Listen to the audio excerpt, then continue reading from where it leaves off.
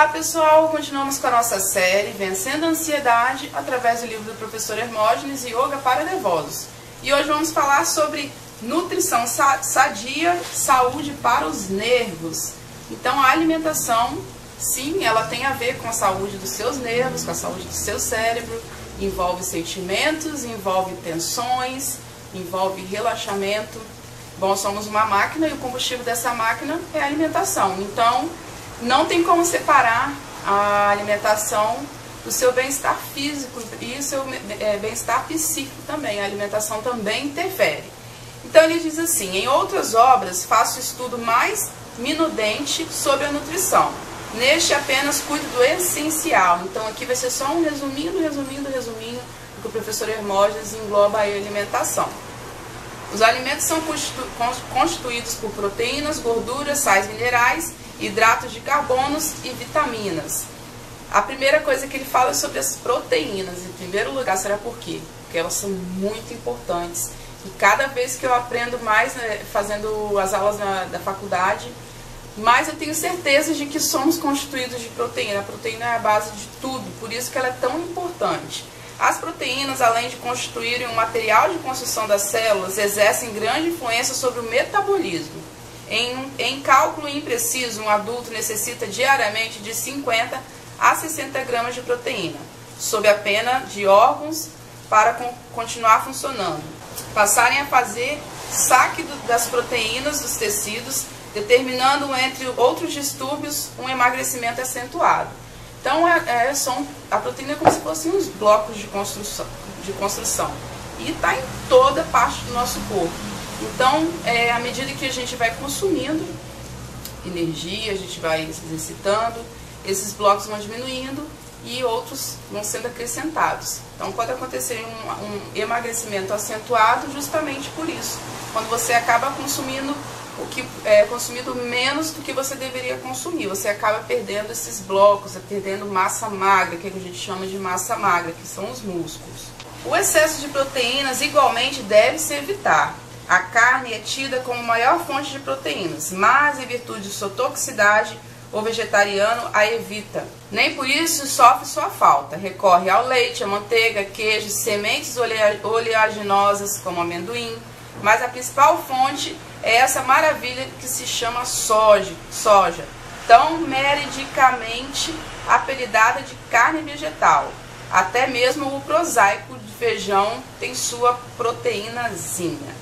Bem, o excesso de proteína causa problemas, danos aos rins.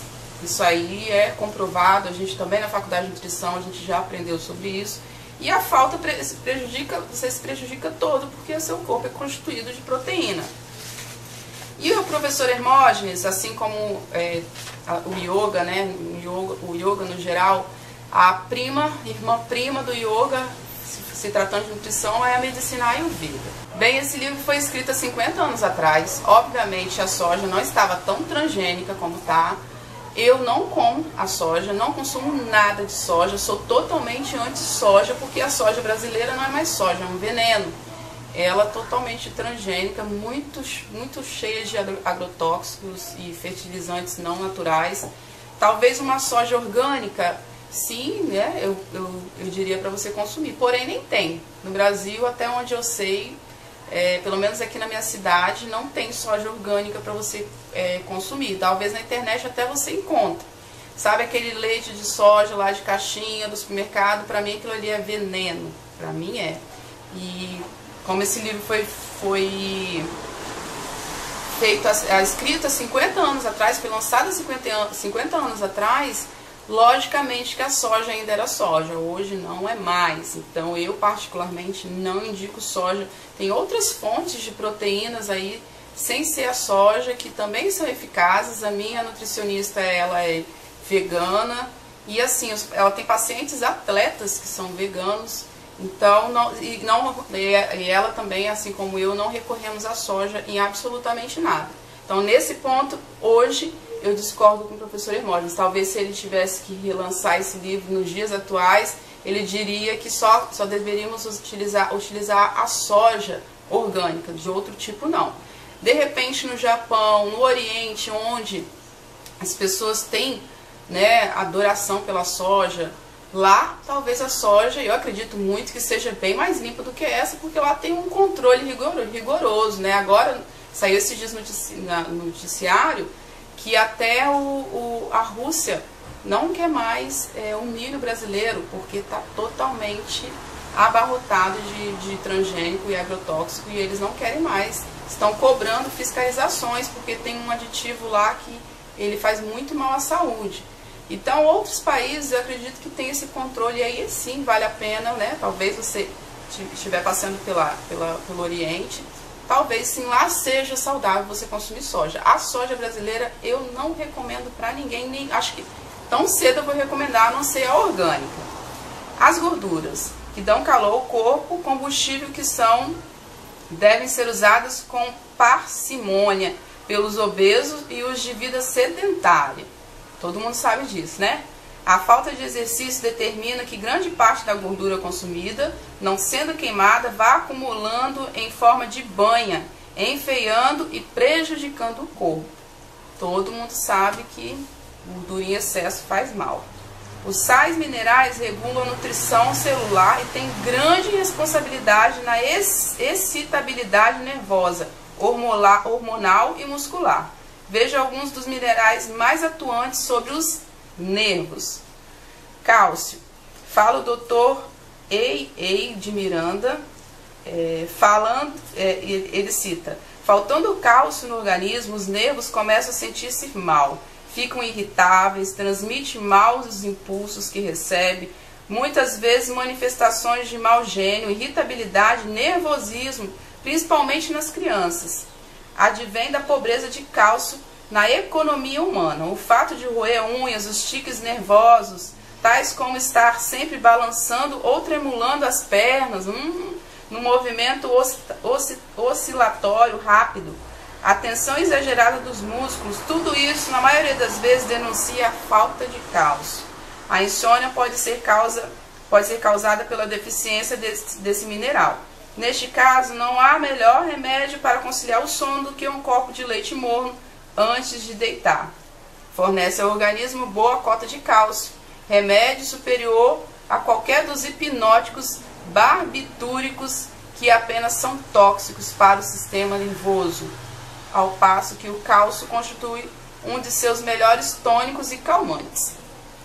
Novamente, eu vou discordar com o professor Hermógenes, porque esse livro foi publicado há 50 anos atrás, onde as vacas eram vacas e onde as vacas produziam leite.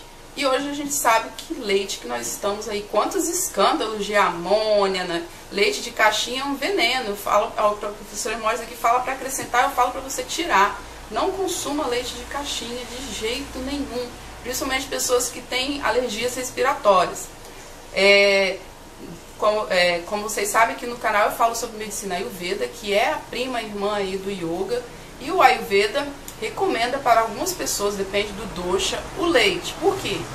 Essa medicina e o Yoga, eles vêm, né, essas primas aí, elas vêm da Índia. E na Índia, tanto boi como vaca, o gado, eles são santificados mesmo, é como se fosse algo muito sagrado. Logo, essas vacas são muito bem tratadas e vão produzir um leite de qualidade. Por isso que para eles o leite é uma coisa sagrada, é algo muito nutritivo que faz muito bem. Já aqui no Brasil, né, a gente já sabe, as vacas não tomam sol, vivem encarceradas, vivem doentes, aí se adoece, toma antibiótico, enfim, vai tudo para o leite. Outra coisa também é que o gado que tem lá não é o mesmo tipo de gado que tem aqui. A maioria e quase todo o leite que tem aqui disponível no Brasil são de vacas holandesas, que é a vaca que mais produz leite. Então, para a indústria, melhor ter uma vaca que produz qualquer tipo de leite, que o povo vai tomar mesmo, que ninguém está preocupado mesmo se é bom ou se não é. E o tipo da caseína, que é a proteína do leite, ela é extremamente inflamatória no nosso corpo. Vai dar mais espinha, vai piorar as espinhas, vai trazer refluxo e outros sintomas. A vaca zebu, que é uma vaca de corte, ela produz um leite com a caseína, que é a proteína do leite, diferente. E não vai causar esses desconfortos e nem essa coisa inflamatória. Lá na Índia, onde advém isso tudo do yoga, da Ayurveda, com certeza é outro tipo de vaca, que a proteína é diferente. Então, o que eu posso dizer é que existem outras fontes de cálcio. O gergelim, que é uma coisa barata, que você pode comprar em lojas de produtos naturais. 100 gramas aqui custa R$2.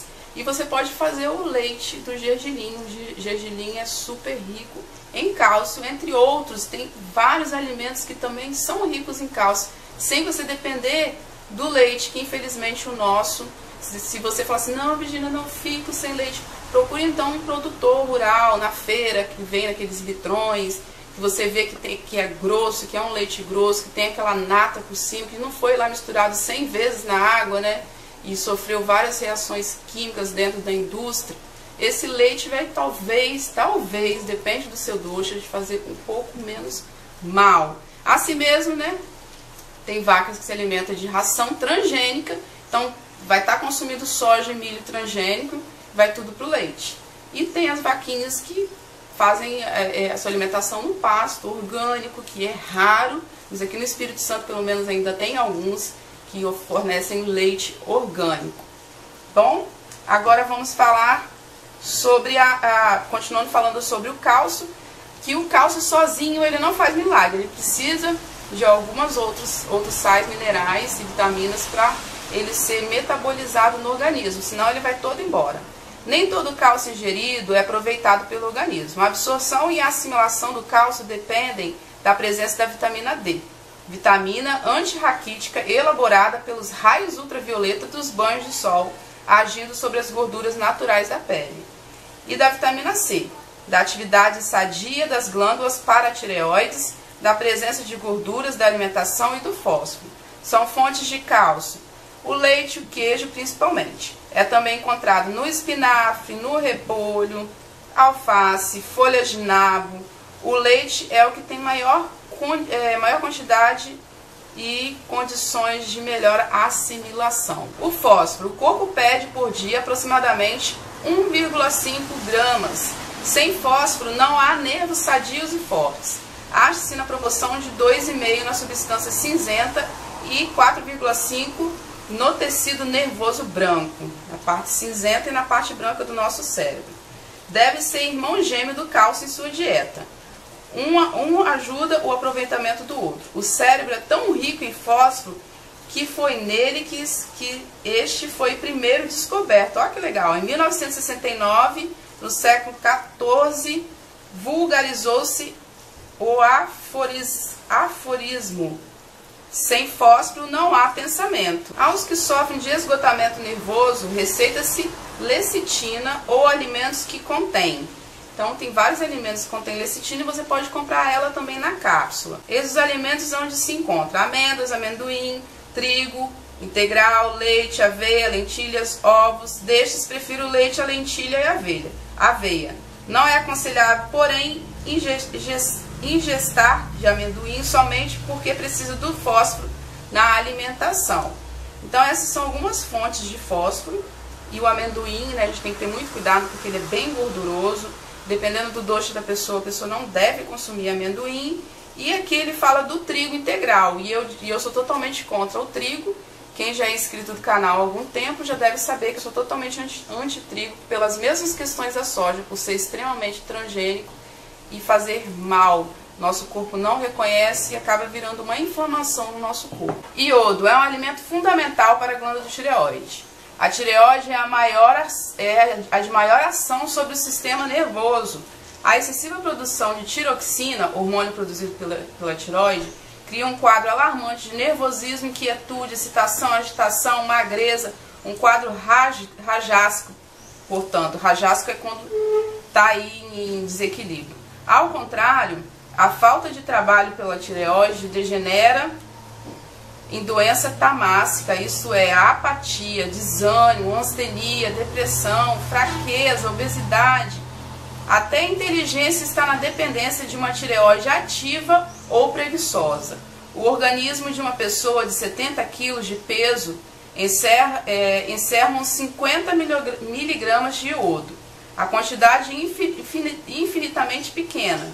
Em peso, é 1.400.000 vezes menor que o organismo humano. E quem exerce essa ação tão importante é essencial. Então a quantidade é muito pequena que a gente precisa, mas olha como ela é muito importante para a gente se manter saudável e bem da cabeça, longe de estresse e longe desses sintomas todos. Onde encontrar o iodo? O de farmácia, que se usa em suprimentos, não é assimilável e é impróprio para alimentação. Encontra-se em vegetais cultivados em solo de praia, água proveniente de regiões onde ele existe, alimentos extraídos do mar. As algas marinhas, sagaços, são as mais ricas fontes. Infelizmente, o Brasil, tão rico desses vegetais, não imita outros países como o Japão, que cultiva e industrializa. Não aconselho ninguém a comer indiscriminadamente as algas que estão em nossas praias, pois não tem tratamento adequado, nem se conhece quais espécies são comestíveis. Fritz Kaufmann diz ser o alho a maior fonte de iodo, vindo depois a cebola, o rábano e o limão. Os alimentos de origem animal a serem preferidos são os ovos, o leite e a manteiga. Mas tem como você comprar essas algas em cápsulas, né? Então, também é algo que a gente também não pode ficar sem. Se você come bastante ovos, leite, manteiga, esses outros alimentos, cebola, né, que tá aí, cebola e alho, a gente tem, todo brasileiro, né, a maioria costuma utilizar cebola e alho, mas tem as cápsulas também de algas que você pode estar comprando para estar, se você acha que não está se alimentando adequadamente. Eu sempre penso que melhor é a gente comer adequadamente para não ter que suplementar, porque passa por um processo industrial, é um dinheiro que vai a mais, sendo que a gente tem tudo aí na nossa natureza, é só a gente saber usar, é só a gente parar de comer, né, os besteróis aí, os fast foods, os Mac da vida e buscar uma alimentação mais saudável. Tem gente que come todo dia lanche, ou 3 vezes na semana lanche, uma vez ou outra a alimentação. Aí você pergunta, poxa, a pessoa chega com esses sintomas, né, irritado e não sei o que. Você pergunta, você come salada? Eu como. O que você come de salada? Eu como alface e tomate. E no outro dia, eu como alface e pepino. E no outro dia, eu como tomate e pepino. Gente, isso não é alimentação saudável. Comer alface, tomate e pepino todo dia não tem nem um terço de fontes de vitaminas e sais minerais que você precisa. Então esse alfacezinho seu aí, eu sinto muito, você está se alimentando errado. Está achando que está se alimentando certo, está se alimentando errado. Busque a ajuda de um nutricionista que vá variar esse cardápio aí. Tem tantas outras verduras e legumes aí tão baratos, e você vai na feira, tem aquela banca gigante de várias opções. Aí a pessoa vai lá direto no alface, só vive de alface e tomate desse tamanho, cheio de agrotóxico. Você tem que aprender a reconhecer os alimentos orgânicos. Já fiz um vídeo já comentando, você tem como comprar alimentos orgânicos, basta você reconhecer, você clica aqui para assistir. Então não é só alface e tomate que vai te fazer um ser saudável. Então a gente se encontra no próximo vídeo, continuando falando sobre a saúde dos nervos na questão da alimentação, tá bom? Comenta aqui embaixo, queria saber o que você acha que você está faltando algum desses nutrientes que eu falei hoje. Você acha que na sua alimentação está faltando? Qual desses que você precisa revisar? Comenta aí para eu estar lendo depois, tá bom? Um beijinho, até o próximo vídeo e tchau!